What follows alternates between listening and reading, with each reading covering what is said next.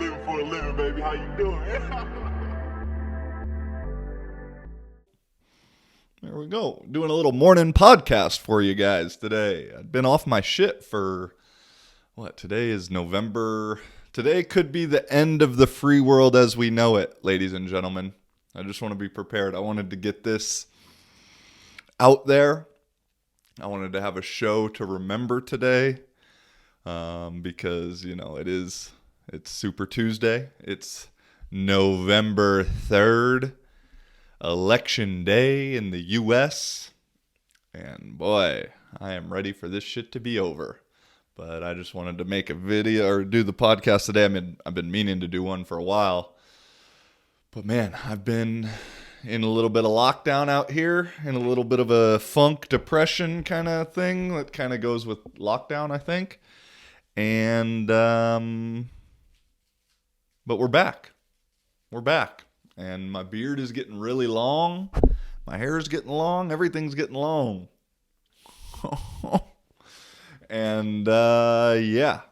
But I had to get a more, I had to get an episode for today, just from, the historical ideas that I do this, I kind of see the podcast and the vlog in like a bigger picture of like, it'll be a lot of fun for me. Obviously, I'd like them to blow up or get popular and be able to make some money from it.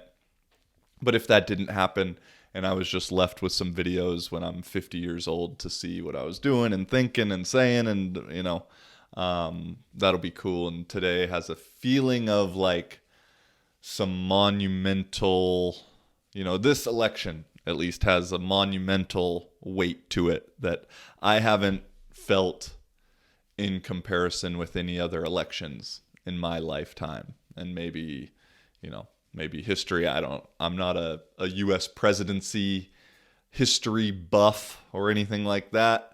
But this one just feels somewhat important, and maybe that's just because of the media and everything involving that. But yeah, let's put it out there. With this podcast, I was kind of thinking about it the other day, like, what do I want this podcast to be like? Because there's, I watch a few different shows, few different pods, and I'm like, I kind of like this from this one. I like that from that one.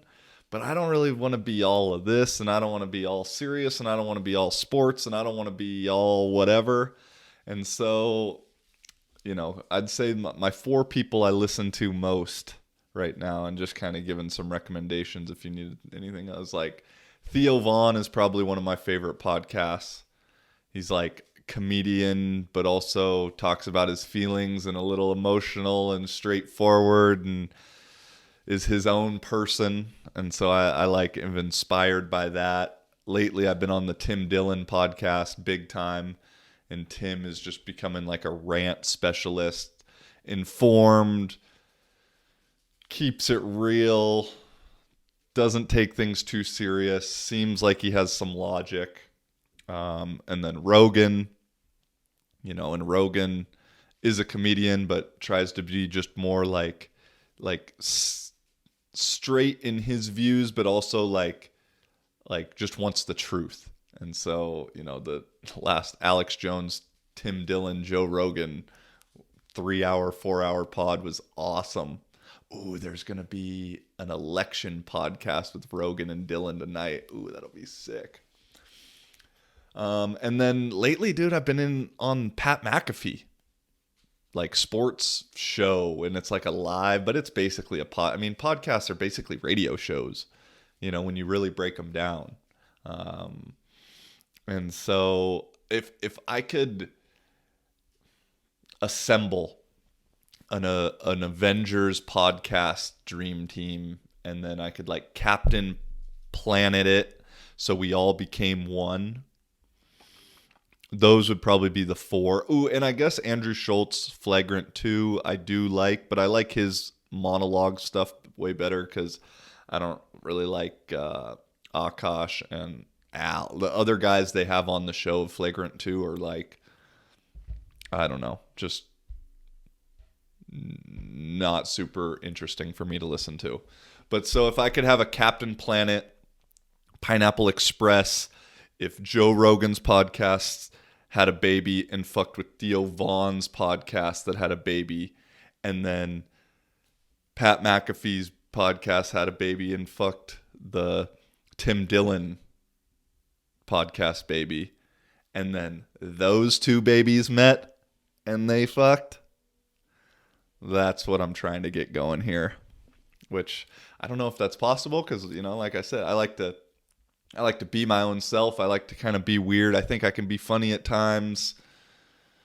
That's the Theo side. I like to talk about my feelings. Also, Rogan, I like to talk to other people and just have conversation and learn about other people. Dylan, I like to go on a rant here and there, you know what I'm saying? And then McAfee, I like talking about some sports here and there. And I'm in the sports world. So, yeah, now you know what to expect from me. But let's really get into it, you know?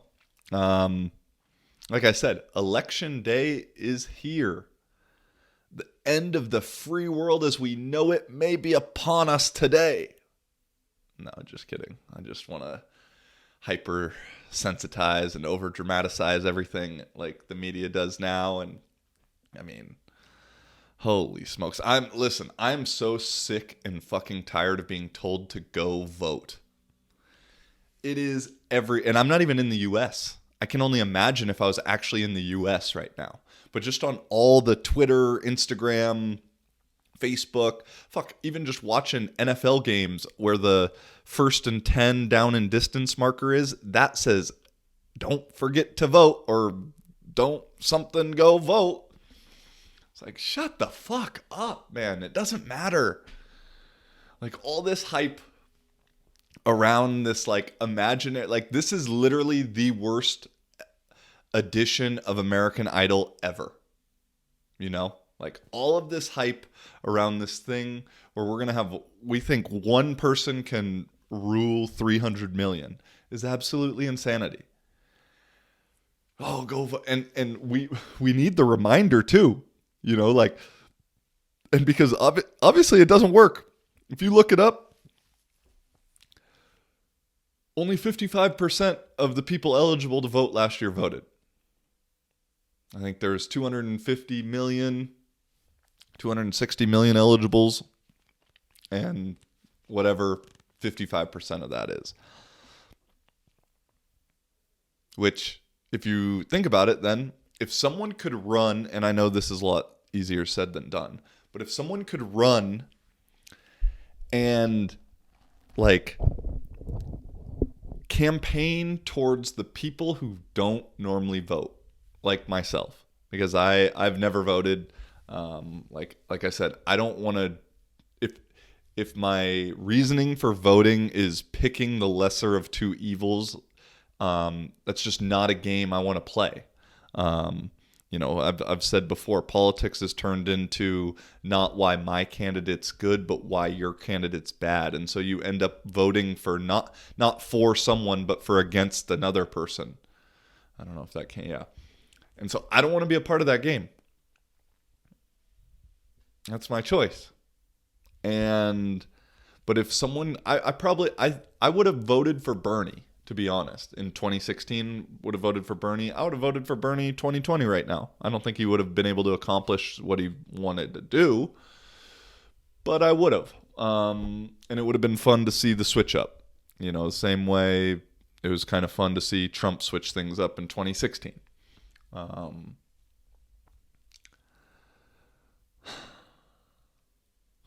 And so anyway, if someone could appeal to that 45% of the population who doesn't vote and could get 35%, or, well, actually they only need 30% of that 45, they would win without taking one vote from another candidate, which they'd obviously get some votes, because at this point now the political sphere or spectrum or whatever the fuck you want to call it has just become so crazy polar that it's hard to remain in the middle.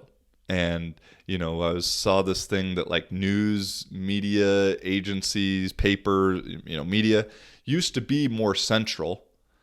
And then throughout the algorithm and Facebook and the evolution of technology, the things that make the most money are the clickbaity and the most extreme examples. And so because of that, the media industry became more extreme. And so now it's like some people look at CNN stuff and are like, that's a little too left for me. So other people look at Fox News stuff and say, it's a little too right for me. Or no. I always get left and right. Yeah, I was right. And that, like, there's way more people that are just in the middle, like myself, that are like common sense, logical, rational people. And I just got to believe there's way more of those in the US that are just silent and don't say anything. And it's just a far more of the fucking retards that don't know what they're talking about that are the most loudest, and negative and whatever. And so if someone could just figure out that middle, and I know, like I said, it's easier said than done. Right there, you get 30%. You're golden. You are golden. But no, man, I don't know when are I can't even fucking talk. When are the results going to be announced? Because with the mail-in ballots, it's like, it doesn't make any sense. Theme of 2020, I know, but like, they're just going to keep counting for the rest of the month. Is there a set date? Maybe I'm asking questions there's answers to right now. I just haven't looked them up. I guess I could look that up real quick.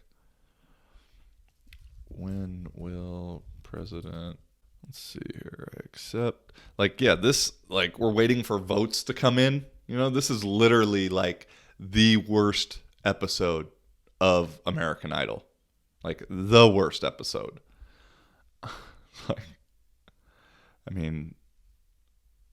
We've honestly become the reality TV show of the world.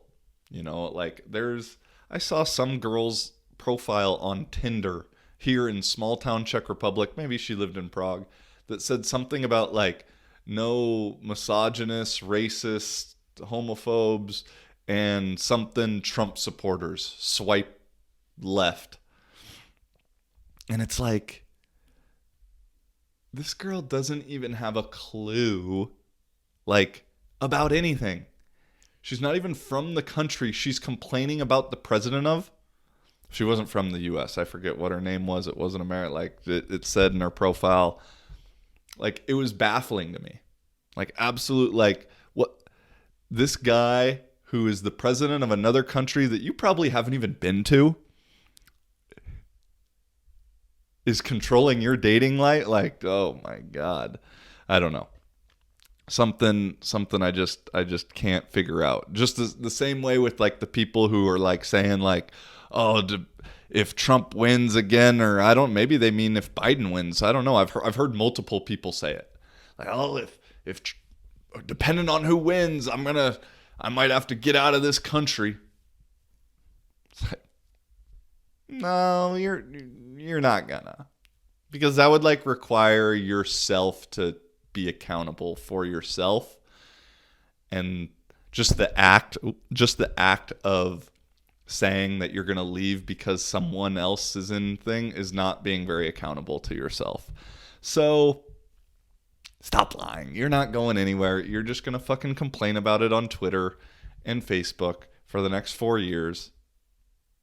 But you're not going to actually leave, because that would require doing research, looking things up, being uncomfortable, accountable, all those kind of things. Everyone always kind of thinks like I left the U.S. or moved to Europe in 2015, before the 2016 elections, before Trump was even on the radar. And so a lot of people think like, oh, you left because of that. And I can kind of like, yeah, I mean, whatever. Not the main reason. Mickey Mouse can be president for all I care. And, but I am glad that I left before all of that happened, because it was like, I'm well, part of the reason I'm out here is not because of the president and the system, but that's also a small minor thing. Like, I don't like exactly the direction that the US society and culture is going in. I understand it. I just don't really want to be a part of it so much. And coupled with the fact of, like, if I want to do what I'm doing now, playing football and coaching football in the same breath, it's only possible for me to do here. I mean, maybe I could do like a semi-pro team in the States, and I'd still have to work. Like, it's only possible to do here. So circumstances brought me here. Not like I was just like, oh yeah, fuck the US, I'm leaving. You know, like, I don't really want to go back, but it's not because Trump or Biden, or it's because of the system. And, you know, I'm not going to go back for Christmas now because, I mean, who knows what is going to happen with the results of this election? Who knows when these results will come? This thing I'm reading right now said 16 president was announced the day after the election. Okay, all 50 states have until December 8th to resolve any internal disputes and certify their voting results to send the electors to the Electoral College. Okay, so by December 8th, we should have an answer. So we got a month left. All right, we just got to dribble out the clock, baby. Get into 4-minute offense. Stay down long, get up slow, run the ball out, and stay in bounds. We're almost through this thing. We are almost through this thing. So in a month from today, we should have an answer, more or less. You know? And I mean, that's, like I said, I don't want to go back to the U.S. for Christmas because, I mean, the only reason I'd be going back is to see my mom and dad, which is a good reason, but I'd rather they just come to Europe. And I don't want to get, like, stuck there with, who knows, with Corona, with, I mean, some of these scenarios, if no matter who wins, it's going to be controversial. No matter who wins, both sides are going to say that the other rigged it, you know, with the mail-in ballots and the throwing them, whatever it may be. You know, there's reports on both sides of certain places ballots being sent already marked. In other places, post office workers throwing them in the trash or in the woods, like, for both sides. And so, like, I mean, my mom was telling me that you have to mark on the envelope what you're voting for on the outside. It says it's either a Democrat or Republican vote on the outside of the envelope. Like, how does that make any sense? And that makes, logically, I know logic is not a real thing anymore, but logically, if you were going to try and fuck some things up, showing what the vote is on the outside of the ballot doesn't make a whole lot of sense. I think my mom's been sent like 3 ballots already too. But who knows? We'll see. Like I said, just a good American Idol episode coming up. But like I said, no matter who wins, the other side's going to say it was rigged. If Trump wins, which I think is going to happen, despite, well, all the polls and everything, all the polls said Hillary was going to win.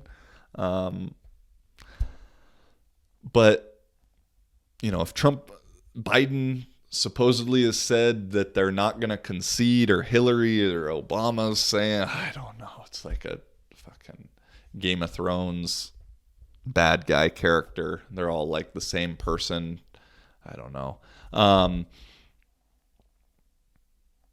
You know, I've heard something that, like, the West Coast, I try not to read into all of this stuff because it's like most of it's bullshit, but I see certain things on Twitter, and as I'm scrolling, or, you know, hear little videos that pop up that, you know, the Democrats would want to try and get the West Coast to secede from the U.S.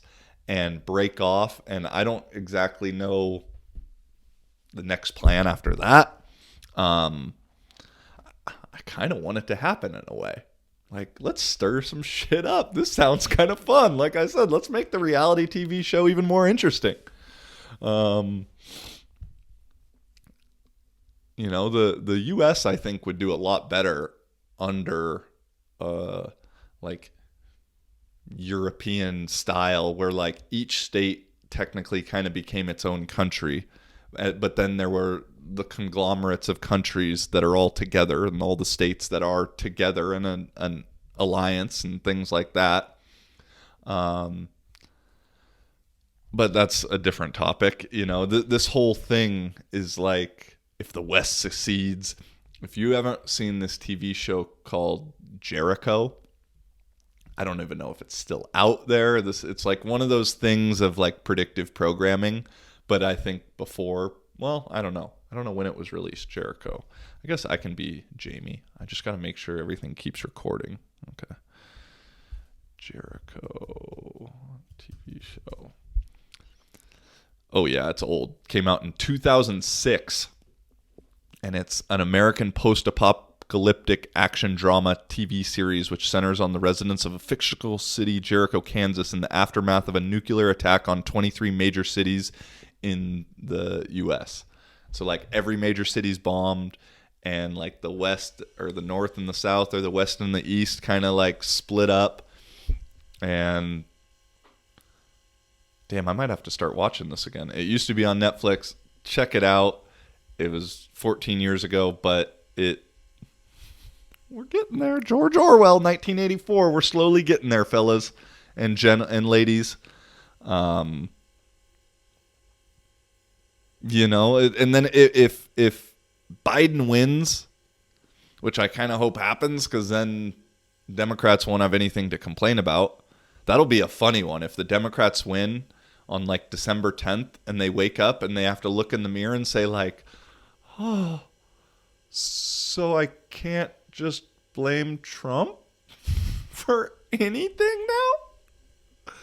Now I might have to look at myself in the mirror and think about my own actions and how they affect things and how our elected leaders for the last 40 years might have some input into our problems. I can't wait for that. But no, if fucking Biden wins, Trump's going to say it's rigged. Who knows what Trump's going to do? That's a season finale I can't fucking wait for. And, I mean, yeah, like I said, who really knows?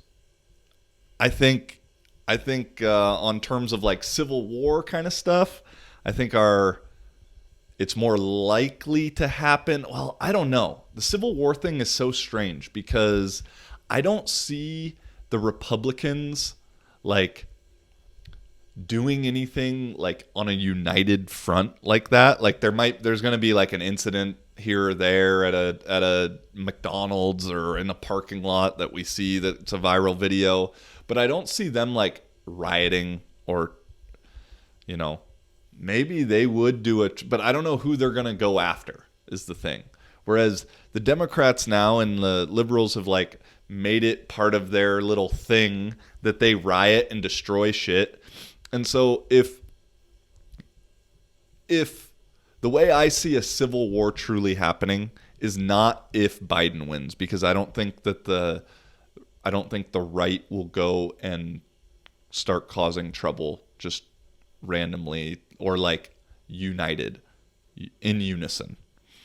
But if Trump wins again and all the crazy left-wingers, extremists go out and start rioting and destroying cities, and then the right reacts to that and like kind of forms militias or whatever and comes in and tries to protect certain cities, but it's not like they're going to protect these big cities because that's not where the majority of the right is. It's only if they start coming out to the smaller suburban areas, but I just don't really see that happening because something fell behind me. Because I don't have statistics in front of me. I don't know if this is a statistic. But I'm just going to go out on a limb and say that Republicans have a much higher percentage gun ownership than Democrats do. And so if a civil war actually went down, I'm sorry, but Democrats would get fucked up. Like, so fucked. Because just think about all your super Republican buddies that would be down with the shit if shit needed to get down with. Versus, think of your super liberal Democrat friend who comments on a lot of Facebook posts. Who's winning in that fight? First, you can go unarmed, and then you can go with whatever they can find in their house. I think for me, both victors are the Republican side. So I don't think the Democrats as a whole want the Civil War smoke. That's how I view it.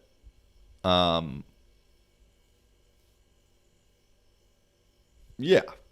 So, I don't know what's going to happen. But, boy, I'm looking forward to it. I am looking forward to it. I've been talking with some of my European friends out here, and most of them just get, like, small little blips of mainstream media. And so for a majority of the ones who've never really done any research, they hate Trump or really don't like him simply because of the brainwashing thing. But the thing I always explain to people, which I'm not a Trump supporter, I'm not a Trump hater, but I always explain to them is like, hey, listen, man, the best thing about Trump is he says what he's thinking. He's not in anybody's pocket. He's probably doing things for his own best interest, which could be argued maybe is better than doing things in the best interest of corporations like a lot of our politicians in the past have done. But, like I said, the best thing is Trump says what he thinks. But, also, the worst part about Trump is he says what he thinks. And so, he's unique in that aspect. He's not a politician. That's like part of the reason if I was going to lean towards favoring him and supporting him, that's probably the reason why. It's because he's not a politician. And he just kind of like on a whim, I think there's some story of like him criticizing Obama or something, and Obama said something like, well, when you're in my shoes, you can make that joke or something like that. And Trump was just like, oh, yeah. All right, I'll go try it. All right, I'm here now. What's up? Like that's some kind of gangster shit to me. So we will see. I remember 4 years ago, I was living in Portugal, and I went to bed on that Tuesday, and me and my boy Colin were like, bro, what if Trump wins? Like, that'd be crazy. And like 4 years ago, I was like very anti-Trump. Like, I disliked Trump a lot. My dad voted for him, and I can remember like us having heated discussions, the year leading up to it. Probably the year following it. But over the last few years or so, I've kind of retracted and just tried to be more logical.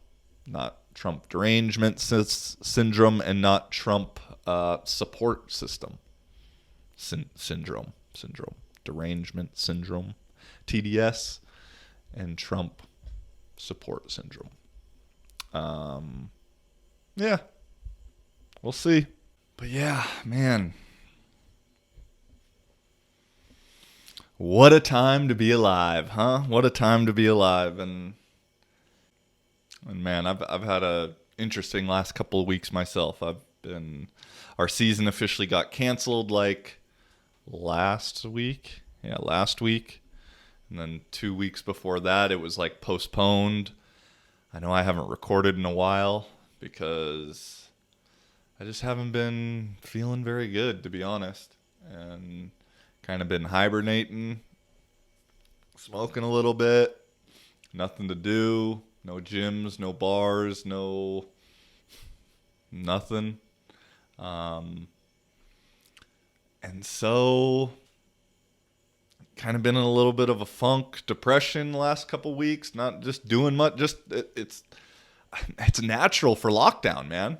You know, I think it's just a little bit natural being isolated and all these things. And then on top of that, bro, like the last 2 weeks of lockdown, my Wi-Fi has been bad at best. And finally got a new router in here yesterday.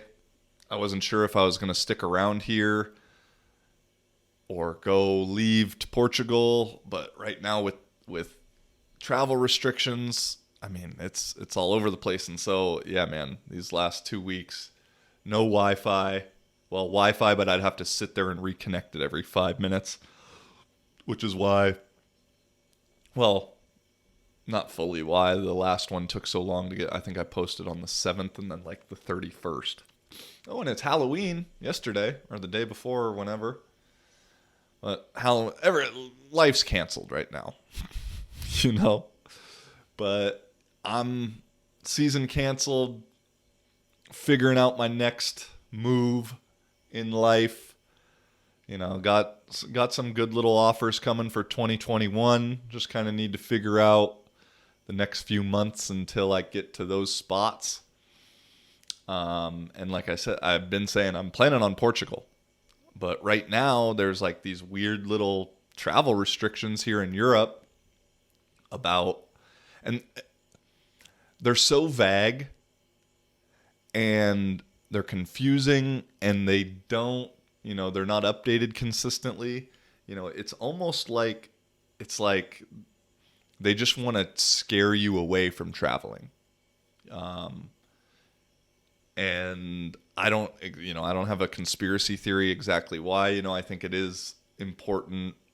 I mean, following my like 1984 mindset of like keeping people stationary, because then if you don't, traveling is one of the best ways to like open your perspective and change your perspective and open your mind and realize that like we're all pretty much the same at our core, but we do things, say things, eat things very differently. But at the core human level, like the idea of love and happiness and connection and being a part of something, like we all share that similar trait, no matter the religion, the ethnicity, the race, the location.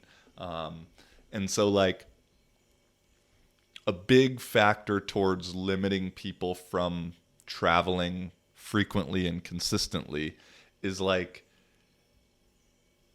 you lose touch with what is actually happening and what it's like in these other places. And, you know, in 1984, Orwell talks about how like the citizens from Oceania, Eurasia, and whatever the last country is, never travel. Like travel is illegal because if they traveled to the other place, they'd realize like, oh, these people are the exact same as me, but they're supposed to be my enemy because of the media and all these things. And so, you know, I have a feeling, I think that alternative beliefs here, that the corona stuff is like, has a slightly bigger agenda to it than just some virus. You know, I think it's a movement towards some form of like one world government kind of thing. I don't necessarily know New World Order, you know, I don't really know, but I think that's the attempt to do it, or like to begin this. And, you know, the traveling thing is a big one. And, you know, everything I look up, like, it's like, you might be asked this and you might be asked this and possibly that and this. And so I feel like traveling is like safe right now. I could do it, but I'm like nervous because of this thing. But, you know, here's my question. If everywhere in the world has corona,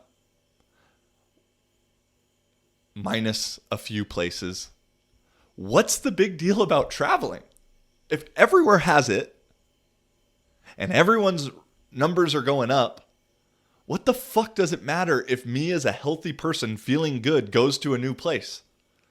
It's not like it's limited to one place.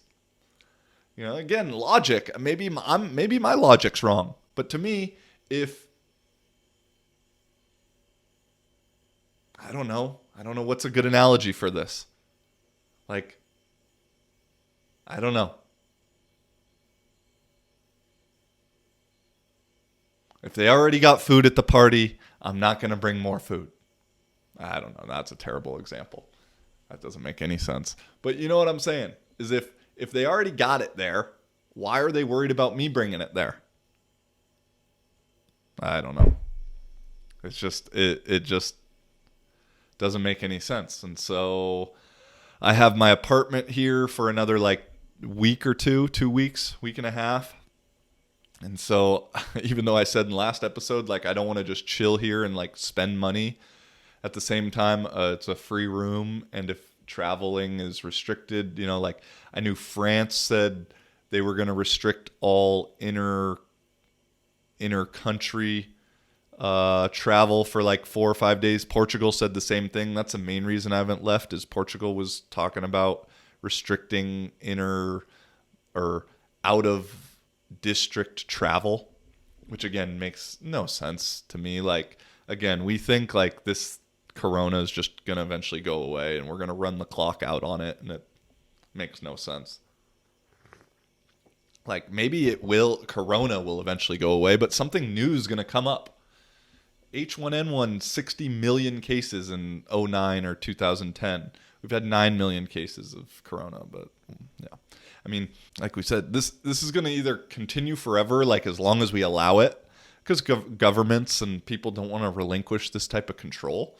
You still got to pay all the same taxes, everybody, just so you know. Like, government isn't losing any money from this. But I was talking to my friend, just got engaged, congrats trip, and he was saying how, I said, you guys have a date picked, or what are you kind of waiting? What's up? And yeah, we're thinking around this time next year, but we're going to kind of see with the virus and how it shapes up. And I was like, dude, yeah, like, I go, if we're still worrying about it next year at this time, like, we're just for sure slowly moving towards the Orwellian future, dystopian future. And like, if we can't do it at this time next year, then we never can. It's life as we truly know it now is over. And so, you know, I was just laughing about that. It's like, if it's not this and it's something else, then we're just slowly going down that road, which is okay. History repeats itself. You know, like I said, we're in the spot right now for some shit to really go down. You know, wars happen about every 80 years, or major wars. We've been in a relatively lull in terms of peace. We've had a lot of peace, relatively speaking, comparatively speaking, to the history of the world right now. And so maybe that's just a little peaceful lull that we've been in, and soon it's going to hype back up. That's why I'm trying to buy a little bit of land in Portugal, and I will go disappear. And my beard will get even longer. You feel me, though? But yeah, dude, it's just like, what happened the other day? Oh, yeah. 3 nights ago, I was coming back from my friend's house. I'm sitting at the bus station or bus stop waiting for the bus. It's like 8:40 out, 8:40 p.m. Oh, we now have curfew at 9 p.m. here in Jihlava in Czech Republic. And so I'm waiting at the bus station, sitting on the bench. Bus stop, not bus station. Sorry, this story's taking forever. Cops are sitting across the street from me in their car. I'm just sitting there alone. There's no one out. The cops turn their car on, drive up to the next intersection, turn around, and then park literally across the street from where they were parked before. Now they're like kind of right in front of me. They get out. They walk up to me like slowly and like fucking sketchily and ask me for my ID. And I'm like, yeah, sure. Like I hand him my driver's license, which is expired. Um, I don't carry my passport like on me, and um, hand them my ID. They don't know what the hell they're looking at. They can't really speak that good at English. And I'm finally like, hey, can I ask what the problem is? They know I don't speak Czech at this point, and dude doesn't speak any English, but I know enough, like contextually speak. He kind of points to the area and says something about rosku, which means mask. So I'm assuming I needed to be wearing a mask if I'm sitting at the bus stop, even though there's nobody around me. But I get it. It's a rule, whatever. But instead of just like coming up to me and asking me that or telling me that, it's like they went the whole ID route. Oh, can we see your ID? But that just like further like encourages my idea that we're like going towards this like police state. Not wearing a mask now gives the guy the right to come and check your papers. Like, huh? So yeah, man, that's all I really kind of got for today. I wanted to get the election day, end of the free world episode out, even though I don't think it's going to be that bad. If you're given power over your life to somebody you don't know and will never meet, then you, my friend, are brainwashed. Okay? Because only one who can control yourself is you. Adapt and overcome, baby. Adapt and overcome. I'm almost ready for shit to get real crazy. Let's see how crazy we can get it. Let's be a part of some historical times, huh? Let's do it.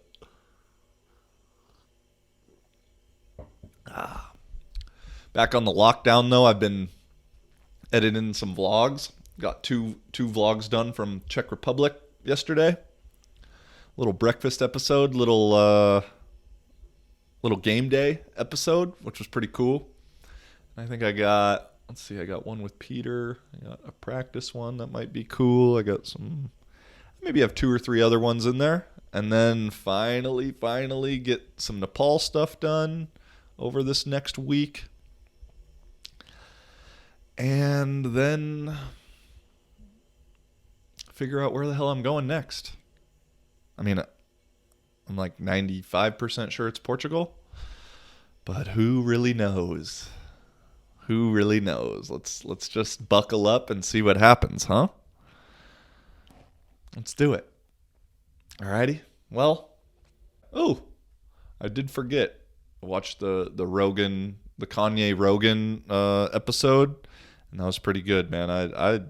Kanye knows some shit, man. The one thing I wish Rogan would have gotten into talking about like psychedelics with Kanye, because the way Kanye was talking about being connected and it's his calling and all these things and human interaction and all that, like it sounded like he's been doing a lot of LSD or a lot of psychedelics in general. Kanye has the one lyric like, I died and came back on DMT, huh? I love that lyric. And Rogan being the big psychedelic guy, I really wish he would have opened that subject up with Kanye, because then he could have provided some of his own his own stories and insight. And psychedelics are an interesting thing to hear people talk about, and I've been I want to talk more about my own experiences with them, which isn't a lot, but they have such a negative connotation in today's society, even though it's slowly changing. And I know personally of how I've viewed psychedelics, LSD, shrooms, all that stuff in my own mind and conceptually, and it's changed a lot over the years. But that's because I'd been brainwashed and programmed myself to think a specific way. But I think it would be really helpful if we could kind of normalize conversation about it. And so I try and ask people pretty casually, if it comes up, because some people who've never done it and like I used to be, still very programmed and thinking about it a specific way, like just kind of bringing it up and talking about it can be difficult. And they view you in a certain light if you admit like, oh yeah, I like it, or I've experimented with it, or I'm curious and trying it more, and da da da da da.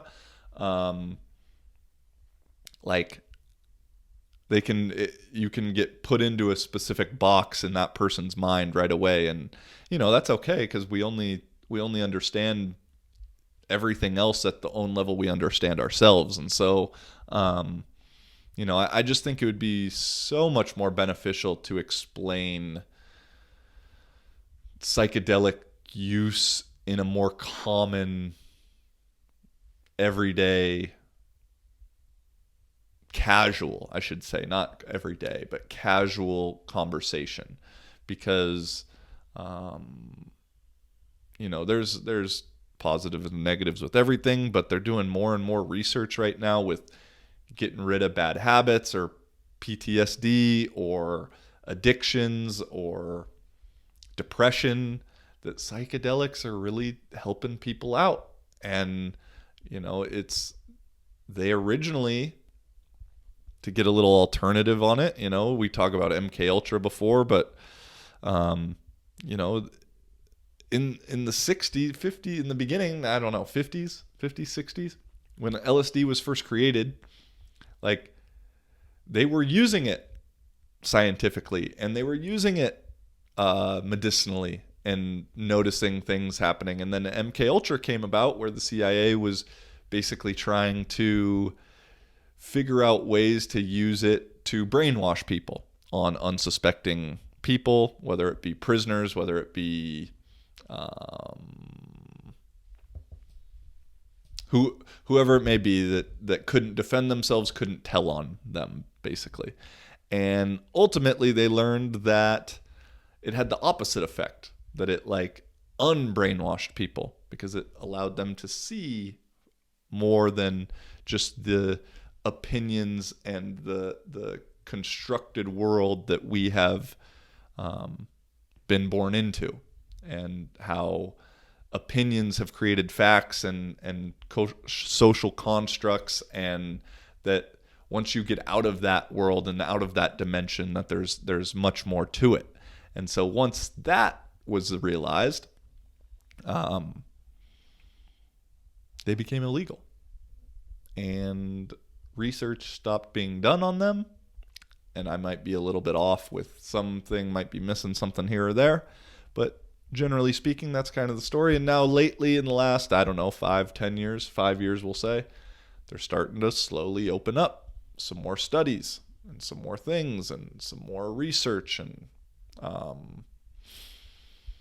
there's just not a lot out there on psychedelics. And so, most of the time the person you hear talking about them is someone who looks like me and is probably considered out there by the average person, whatever that means. And so it doesn't get taken super seriously at times, or with a ton of credit, because it's coming from this place of lack of credit, or this source that's aesthetically not credible. And so if it was just more common with Kanye, Rogan has already been someone who is normalizing it, but I just mean, Rogan's a celebrity, but just on a normal person, myself and you, like, if we talked about it and addressed it and asked questions about it and just kind of made it a more everyday thing, man, I think it would help. I don't think it would hurt. Let me put it like that. As I've said, I've experimented over the last year or so. Yeah, about a year with LSD mainly. And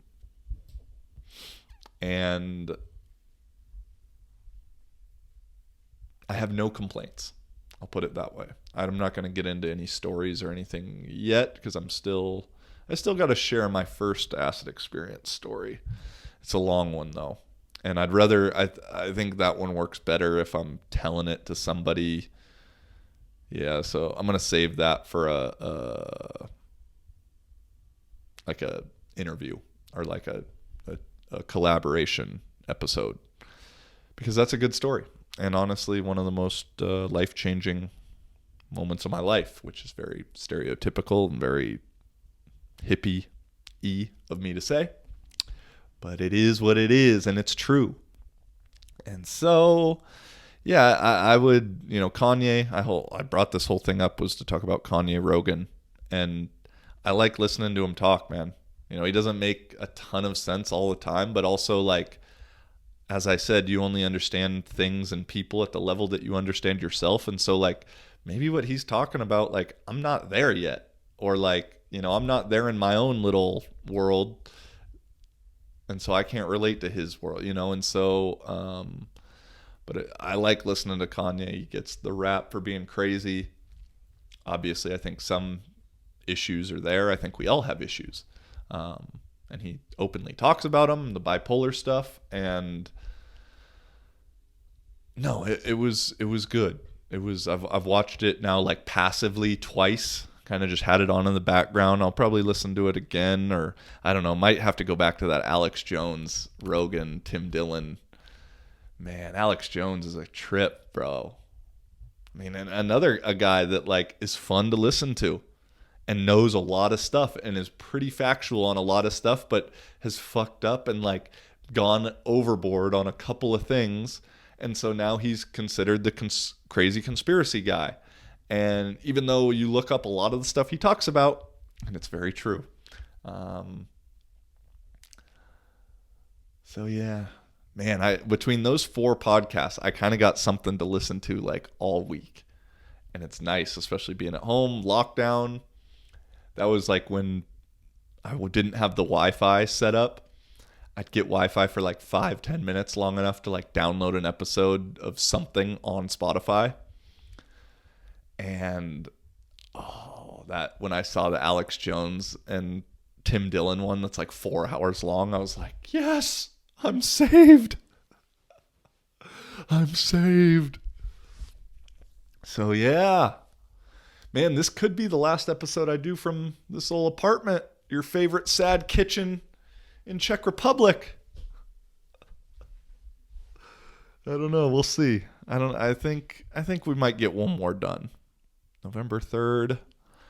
I got to be out of here the 14th. Yeah. It's 10 days, 11 days. Yeah, we'll see. A lot can happen in 11 days. A lot can happen in 11 days, or nothing can happen in 11 days. Who knows? But yeah, that's all we got for today. Alrighty. Thank you for tuning in. Thanks for joining along. Appreciate you. Love you. And you matter. All right. And let's do the old adage. Let's change ourselves before we change the world, because changing ourselves will change the world. You feel me? Yeah. Alrighty. Until next time, peace and much love. Thank y'all. Living for a living, baby. How you doing?